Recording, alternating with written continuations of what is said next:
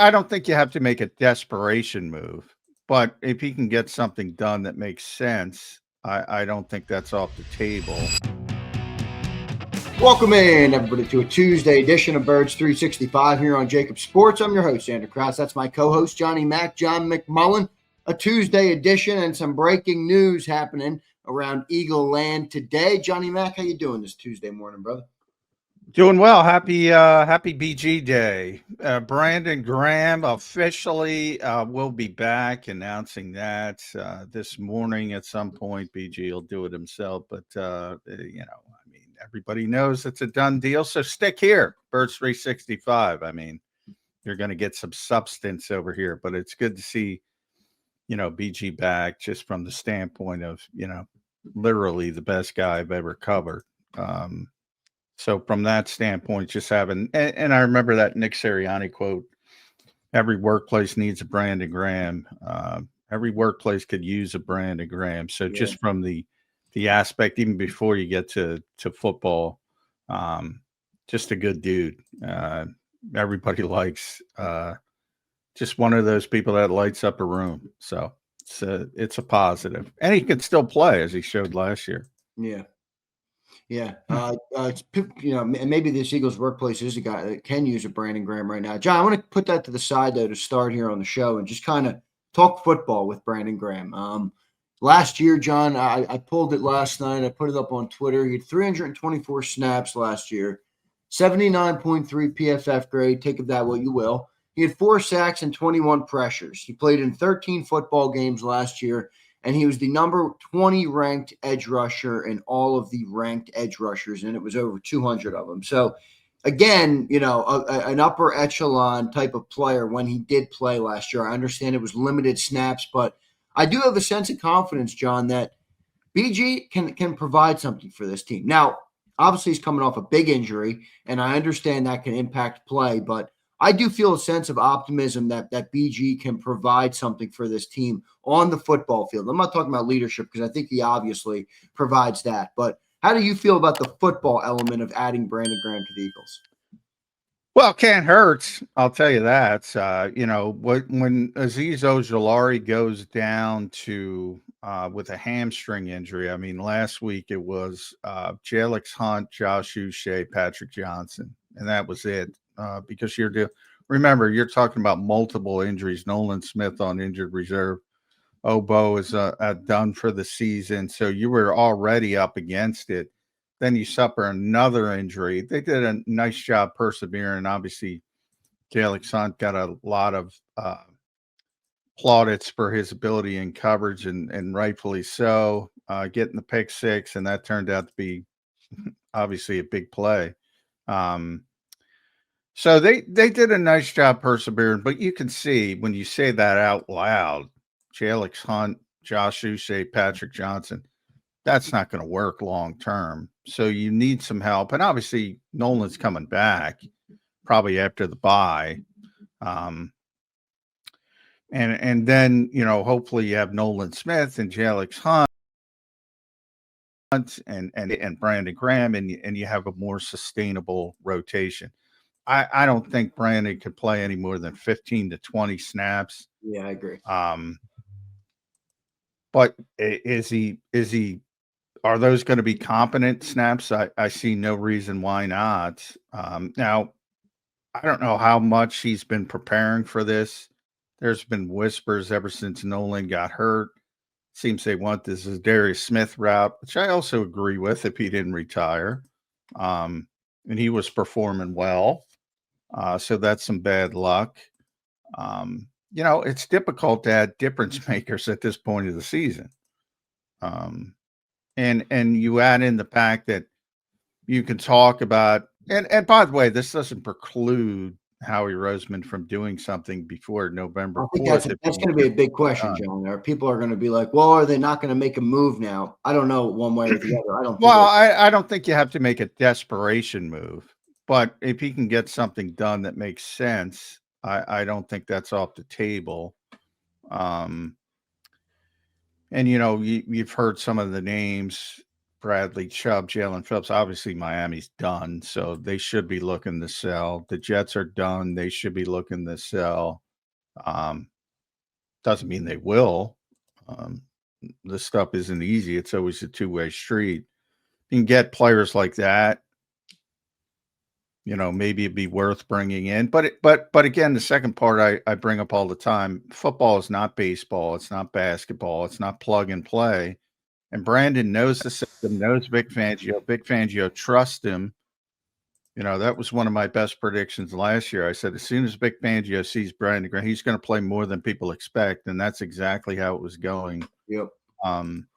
Until he got hurt against the Rams with the triceps. So he loves him. And then, we'll talk to Brandon probably Wednesday. You got to find out how he's been keeping in shape and all those things. So does he need to ramp up? Yeah, how much weight did he lose? Like stuff like that. Exactly. I think immediately comes into the physical nature of it. Exactly. Yeah. So, you always got the feeling he wanted to continue playing. He said that publicly. But, right.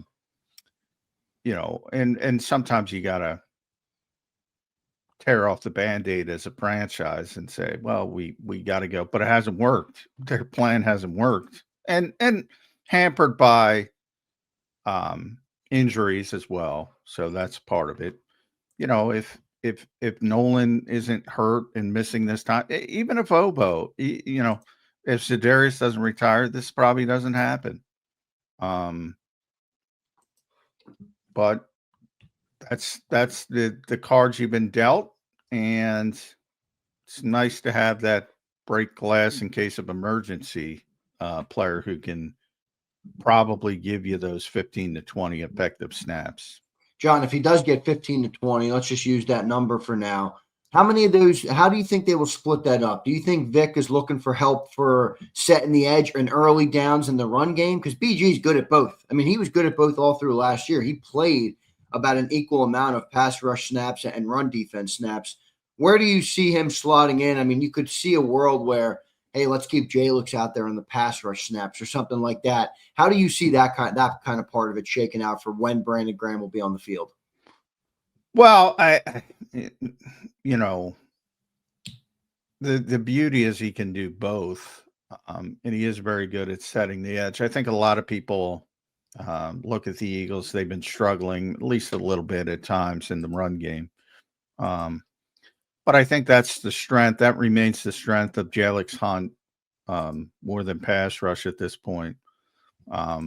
Nolan Smith is a great run defender when he comes back, if he comes back. The assumption, by the way, with Nolan Smith is he's going to be back after the bye. That's the hope. No guarantee. So you have to see where he is, but he's a very good run support player. So I don't think 4 weeks now with Nolan. Has it been 4 games? Yes, he'd be eligible to come back in this. They might start his practice window, but I don't think. And how long is the practice window? 10 days. 21 days. 21 day. So they might, and there's a couple guys as well. Jacorian Bennett is also eligible to start his practice window, and Darius Cooper. So all 3 of those guys, but doesn't mean they're coming back this week. And they might start 1, 2. They might start all 3 because they have that buffer to get them back at practice and get them ramped up. But the behind the scenes, the thought is to wait till after the bye with Nolan and hope that he's back at that point. And I think that's the way it'll go. But he's a very good overall, just from a football standpoint, he's a very good run support player, despite his lack of size. So I don't think it's as simple as, they're going to play him on first down. They're not going to play him on third down. It's more of, keeping the guys fresh, that type of, and he can do both. So that's one of the positives of having a well-rounded edge rusher, which he has been for 15 years, not 15 because he shifted early in his career, but for a very long time. And that's part of what made him the player he became, that he can do both at a high level. No doubt. John, what do you think of the edge rusher room then? Let's just assume for a second Nolan's back. You're coming into that Packer game after the bye. I don't want to look too far ahead, but just for the sake of this conversation, you got Brandon Graham, Nolan Smith, Jalix Hunt, Uche, Ojulari, and potentially running with more Jihad Campbell at the edge rusher based on what we saw last week. What do you think of that room? Does that make you feel better, John? You've been on this edge rusher room since early in the summer, my friend. Does that make you feel better? Do you think Howie's still shopping the market? How do you kind of gauge that? Because there is some edge rushers out there apparently that are available via trade. Yeah, I definitely think, again, it's not going to preclude him from examining all avenues to try to add something. I don't think that precludes that at all. As far as how I feel about it, it's still not great on paper, but it's going to get better when Nolan gets back. But again, you have to see where he is physically. Is he pushing it again? He tore the triceps in the Super Bowl. He had that big brace on, and all of a sudden he hurts it again. Was the assumption that it's going to be fine. I don't know. Hopefully. Jalix Hunt's getting better and better. I think he'll get some confidence from that last week. So I think that should improve. Josh Uche, I think, has played pretty well this year, but you need to keep him in that sort of range of snap. I don't think you can overdo it with him. Yeah, agreed. And then Aziz, who knows? I mean, Aziz might be out if everything works out. So I don't think, in some ways, because I'm such a big Nico Dean person, and he looked very good in his first opportunity last week. I mean, he looked very good. It's amazing how well he still hits in some ways, I just like to throw Jihad into the deep end of the pool and see if he can do it. Because that's your upside. Right. Your upside is having those three on the field at the same time. Nico Dean, Zach Bond at linebacker, Jihad Campbell on the edge. That to me is your upside. This pretty much derails that. I mean, that's the other side of it. At least when Nolan gets back. Like where are the snaps? Right, for Campbell. For Campbell on the edge. They might do it, 5-10 times a game, but not meaningful. And Vic has said pretty consistently he's not ready for it, so that's probably where it stems from. But sometimes when you're that athletic and you're that gifted, and you throw people into the deep end of the pool and say, "Hey, we need you to go do it," they surprise you and they do it. But that to me would be the best way to go, and that'd be the way I'd go. But I'll also say I'll give Vic Fangio the benefit of the doubt. So if he doesn't think he's ready, he doesn't think he's ready.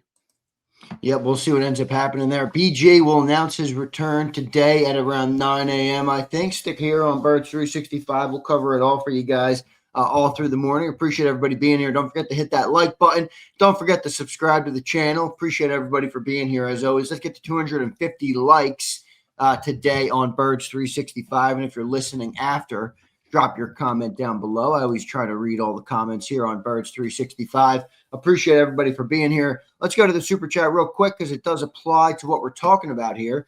Brando says, Howie seems blacklisted right now. No GM wants to get dragged in the media for getting fleeced. Come on. No, Howie nobody makes more trades than Howie Roseman. Nobody. He's made a bunch of trades already. Nobody got fleeced. He got fleeced. At least according to Eagles fans. He didn't, by the way, John Spytek, if you want to say, oh, he fleeced him Thomas Booker for Jacorian Bennett, it's not meaningful. I mean, Thomas has played better. Tank Bigsby, 2 picks. I mean, they made him overpay. That's what Brando says. yeah. They made him overpay for Tank. Yeah, that's like Jeff Carson. You know, people were making fun of the draft day GM, the Jacksonville GM, Jeff Carson, the new GM down in Jacksonville fleeced him. I don't think that's the case. And I'm joking. He wasn't fleeced, but the point is, he's made more trades than anybody else as usual, and he hasn't hit home runs, and nobody's getting destroyed in the media for making deals with Howie Roseman. No, John, how quick do you think BG will be out there? Like, do you think he'll dress this weekend versus the Giants? Well, we'll get a better indication when we talk to Vic today. I got to believe, you know, and again, Brandon on Wednesday, a lot depends on, I don't know what he's been doing. I've seen him occasionally down there. I thought I'd see him more, to be honest. I saw him like 2 or 3 times during training camp. But he was doing a lot of other stuff. It wasn't in his head. Busy, man. He's doing a lot of media hits, and he's done commercials, and he's done a lot of stuff. He was doing a lot of stuff. You know, he's going out he was out in Michigan. I know he's at the Michigan game this weekend. I believe it was this weekend. So I don't know when he started ramping up. So a lot of it, you know, you have to talk with Vic and BG, but I think what the hope would be to get him out there quickly. And the hope would be to get him out there this week, because in theory, you're going to get Nolan back after the bye. So I would think if he's ready, if he's healthy, if we can give him, well, he's healthy, but if he's close to what he has been physically. But one thing I know about NFL players, even if you want to come back and you don't want to retire, and that was the case, I think, with Brandon, you don't stay ready at the optimal level. You know, it's extremely hard to stay at the optimal level. It's a lot of work. Exactly. So that's to be determined, but I'm sure they'd like to have him out there this week.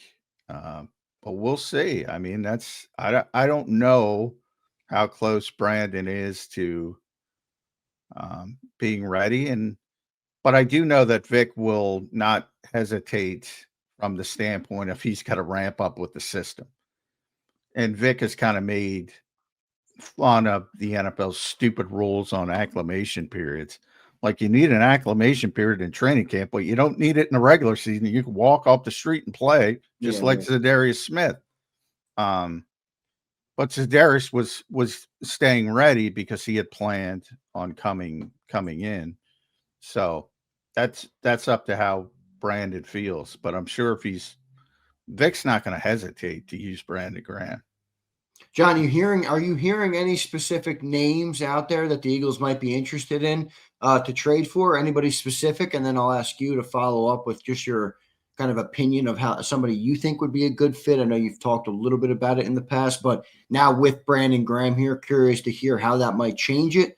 And my plan, about who they're talking to, or if they're interested in anybody specifically.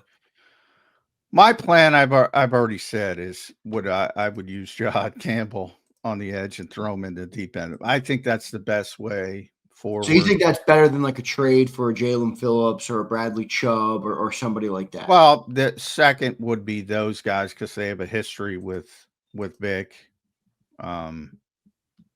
Third would be a Jermaine Johnson or somebody like that who has no history. And I wouldn't do that because, again, football's not a plug and play game.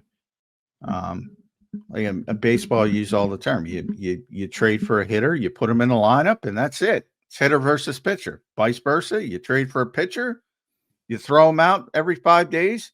Either he pitches well or he doesn't. He's not really inherent on the other teammates to help him or in that matter, or learn a scheme or things like that. Now, obviously, players can commit errors and hurt pitchers and all that kind of stuff, but for the most part, it's just hitter versus pitcher. So it's very easy to acquire somebody, plug them in, and maybe it works and maybe it doesn't work. Not the same in football. And that's why I would focus more on Chubb and Phillips. Chubb probably first, even though they both have injury history. I would say his is a little less troubling. He's got more of a history with Vic because he was in Denver with him as well. That's the guy who I think might be able to help more meaningfully. But the assumption that, they want to bail on everybody is something that I think they should do, but it doesn't mean they think they should do it. Yeah. Yeah. I like your idea of Campbell at the edge. I don't know if that's a big jump to the deep end. Well, part of it is getting Nakobe on the field as well. Right. I mean, Nakobe looked really good last week.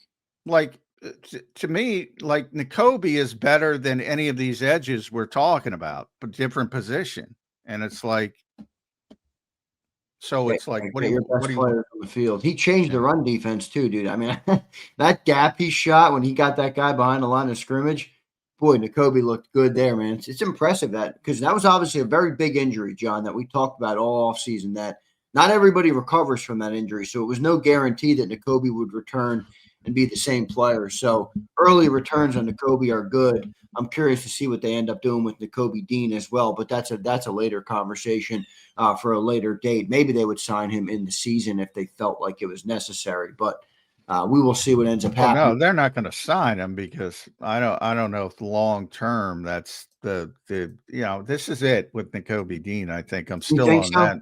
Even with the leadership and even with kind of the anchor of that defense, and he came back. There's nowhere to play. That's the problem. That's why I want to move Campbell. Well, what if you drop Campbell on the edge and it works? Well, that's what I want to do. Well, and if it works, and then doesn't Dean become more valuable? Well, I think it's still problematic, but because of his injury history, you would need to get a team friendly deal. You're paying obviously a lot of money to Zach at that position. So if it's a lot of money, which again, that should be mitigated some way by the injuries. But I mean, you're playing Campbell somewhere, and if it's most likely going to be off-ball linebacker, and that blocks everything for Nico Dean. They couldn't even pay Oren Burks as a linebacker 3, so at a middling number. Now, if he turns into Micah Parsons, yeah, that's the best case scenario. But you'll never know unless you try it. I mean, this is going to sound crazy, but you don't want to think about Nakobe in a world after Zach Bond, do you? That's too long-term thinking, isn't it? You're going to have Bond here at least the next 2 seasons. I mean, he's almost 30 is my point. So if you get to a world where, okay, after next season, I don't know. I'm just trying to speculate because I'm not. First of all, I would be more because, again, of the injury history. And Zach, didn't play much football in New Orleans. Yeah, it's true. So there's probably more on his odometer than people realize. And he doesn't have a history of injuries where Nakobe has a significant history and some serious injuries. Liz Frank, torn patellar, those are serious injuries. So I can't, it's not just age. It's and really, I mean, if you go back to when he was drafted and fell to the 3rd round, there were concerns over degenerative stuff. Yeah, right. So he signed a 3-year extension, and Brandon brings it up. He'd have 2 years left. But if you know the way Eagles work contracts, I'm sure they would have an out. Now, I'm not saying they should move on. I was just speculating it as a way to keep Nico Dean in the room because I do think, John, Nico Dean's injuries will keep his market value lower than it should be. And maybe that keeps the Eagles in the conversation. If he's not getting buku bucks, maybe the Eagles are like, hey, take take a $500,000 less and stay with this team. I don't know. Maybe he does that. Maybe he wouldn't. I'm not trying to, I'm obviously not going to speak for Nicobe or anything like that. And I understand if he wants to make as much money as he can and maximize his potential, but I could see that. I don't know. Yeah, I just put it this way: the Eagles aren't paying 3 off-ball linebackers. Yeah, I know that. That's the truth. So if Jihad's not playing the edge, he's not going to be here. But they're not. I mean, Jihad's going to be on a rookie deal until Bowen's off the books, probably, or at least mostly off the books. True, but as a first-round pick, it's still a little bit a premium, versus a mid-range pick like Smile Munden is on like a really cost-effective deal. First-round picks still get paid, and he was 31st, so it's not. Well, Smile Munden can't do what Jihad Campbell can do. But the bottom line is, if Nicobe's not a starter, he's not going to want to be here. And if he's not, that's part of it as well. He's not coming back. No, but before he came back, we were like, I don't see the world to get him on the field. Jihad's out there. Well, a couple things happened. Boom, Nicobe's back in that starting spot. Yeah, and that's why I would. Well, he's not. He didn't start at linebacker. How many reps? How many snaps did he get in that game? I think 30. I'd have to look. I think I saw. Yeah. So, I mean, and that was affected because Aziz only played 4 snaps before he had to go out. So that impacted it as well. But yeah, I mean, that's why I would, and this even includes BG, who I love to death. And, my first response would be throw him in the deep end of the pool and see if he can do it. I've said that pretty consistently. And to be honest, he wasn't great in Minnesota, but I think it's preferable to go that direction. Campbell at edge, I'm talking about. It wasn't great, but at some point that the talent might take over. And he played 31 snaps, Nicobe, 45%. But just to the point of bringing up long-term plans and things like he's not going to come back as a third linebacker. Like he wants to be a starting linebacker. Which makes sense. But I don't know how good the market's going to be for him. I mean, he's got a lot of injuries, Well, the market might not be great, but he'll get a chance to play somewhere again. And if you get a chance, Oren Burke's got what, $5 million? He's gonna get. If you get a chance, you sign a 1-year prove-it deal, prove you're healthy, play well, and then bang, you're back in. He's only 24 years old, Nicobe, a young guy. It's just a better opportunity. But the one thing that could change that is if Jihad turns into Micah Parsons, and I'm not saying literally because he's not going to be that good, but if he turns into a legitimate edge rusher, then you have an opening. All right, Johnny Mac, let's turn the page a little bit here. I want to stay on the defensive side of the ball, and we'll keep it with the potential moves. Do you think there's anywhere else Howie could make a move? Cornerback 2, you think that move is done and dusted? Anywhere else you think Howie would be looking here at the trade deadline or nearing the trade deadline? When exactly is the trade deadline, John? If I'm not mistaken, I think it's 2 Tuesdays from now. November 4th. Yes, I think it's 2 Tuesdays from now. I think it's 2 weeks from now. Yeah, I mean, there's a possibility. I don't like cornerback is. Yeah, that's another. But if we're going down, like to me, the time is to pull the trigger on Cooper DeJean. That's what they should do, and by that I mean, and you saw it a little bit against Minnesota because Minnesota tried to keep them in base as much as possible. So you saw some more Cooper outside. He looked pretty good. Yeah, he got beat a couple times, but he's much better than Dory Jackson and Kaylee Ringo. Got beat by who? Justin Jefferson? Well, exactly. Addison had a big game as well. Yeah. Thielen got him once, but that was in the slot. Yeah. But he's just a good player. You saw the play. The play of the day for Cooper was stopping the Jefferson touchdown in the end zone. That's just phenomenal. He caught the ball and he played it exactly as it's taught. You play through the ball, you play through the arms. He's ripping and clawing to the exact mass, and the ball comes out. That is phenomenal cornerback play. And he should be the outside corner.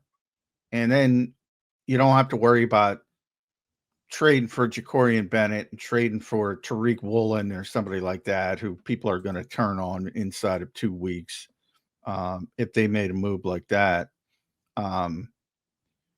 Just put them out there.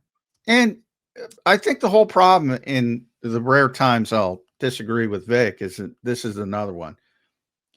Don't make it role specific, make it matchup specific. And by that, I mean, he can do both. He can do both. Like if you're worried about a slot guy, if you're playing Dallas and CD Lamb's in the slot most of the time on high level, play him in the slot. And then if it's a more normal team that their best receivers are outside, play them outside. Right. Does that complicate anything else, though, on the defense? I mean, well, they're moving Quinion, so why can't you move Cooper? In the past, it has, because again, if one moves, everybody else has to move. And then the second part, right now, the math equation has been for Vic is Adoree Jackson or Keely Ringo better than Perry Nickerson or Mac McWilliams? And the answer is obvious. He thinks Adoree and or Keely are better than Perry or Mac. Change the equation, man. Make it matchup specific. Say, all right, this team, Puka, we're playing Puka Nacua. Cooper's got to play a lot in the slot. Right. We're playing Seattle. Smith and Jigba's out there. He's got to play more outside. There's no world where they would just move Quinion and Coop each game to stay with the 2 best receivers, is there? You got a lot of. No. Well, but if you play him outside, you do that by definition, right? Most of the time. Again, there's some rare guys who move inside a lot. CD being the most notable, where you would have, if you're not going to move them back inside, then you'd have the big mismatch. I'm not saying do that. So, if you're playing the Cowboys, well, it's a tough matchup to begin with because you have Pickens and you have CD. But, whoever the third guy is, who's pretty good as well, whether it's going to be Turpin or Tolbert, that's where, and it would be Perry or Mac McMillians or even Brandon Johnson. That's tough duty, as Jonathan Gannon would say it. But so what? You're better overall. You're better overall if you do it that way. Or you can keep Cooper in the slot where he's shutting down these middling receivers on these bad teams. And then have Keely or Adoree looking like, or Tariq Woolen looking like bad players against mediocre receivers. Yeah. You're going to lose some in the run game, too, if you move Coop outside. He's great in there. Yeah, he is, but again, you're not moving him outside. It's not. He's playing both. Utilize his versatility. I'm not saying just put him outside. I'm saying make it matchup specific. Yeah, I think I like what you're saying. I don't know if they'll do that, but I like it. He can do both. Some guys don't want to do both. Micah Fitzpatrick being the most notable. They wanted to turn him. Other guys like Malcolm Jenkins, I talk about, you just saw one with Metellus. They embrace all the versatility. Embrace it. He embraces it. You embrace it. It's one of the rare times I don't agree with Vic. Embrace it. You got a chess piece. Move him around. Yeah. Well, you asked Vic about that today. Sure. I'll ask him. Well, I'm not going to tell you what to ask. I just didn't know if that's what was on your mind. Everybody's going to hit him with the Brandon Graham. You know what I mean? He's It's like, going to get a lot of Brandon. yeah, that's what I mean. Well, there's going to be 1 million people there too because of Brandon, so it's not like you get 50 questions. Right. Normally, you can get a couple, you know, on Vic, but that might not. Vic's better because his answers are short and to the point.